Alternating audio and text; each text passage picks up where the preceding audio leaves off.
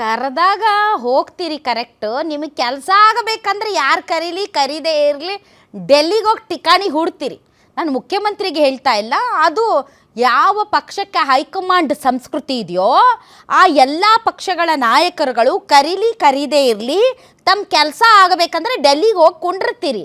ಸದ್ಯ ಸಿದ್ದರಾಮಯ್ಯನವ್ರ ಕುರ್ಚಿ ಭದ್ರವಾಗಿರೋದ್ರಿಂದ ಕರೆದಾಗ ಹೋಗ್ತಾರೆ. ಕುರ್ಚಿ ಬೇಕಾಗಿರೋದು ಡಿ ಕೆ ಶಿವಕುಮಾರ್ ಅವ್ರಿಗೆ, ಆದ್ದರಿಂದ ಕರೀದೇ ಇದ್ದರೂ ಹೋಗ್ತಾರೆ.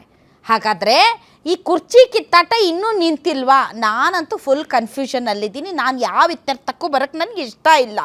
ಯಾಕೆ ಅಂತಂದರೆ ಹೇಳಿಕೆಗಳ ಆಧಾರದ ಮೇಲೆ ಕುರ್ಚಿ ಮೇಲೆ ಯಾರು ಕುತ್ಕೋತಾರೆ ಅನ್ನೋದು ಡಿಪೆಂಡ್ ಆಗಲ್ಲ.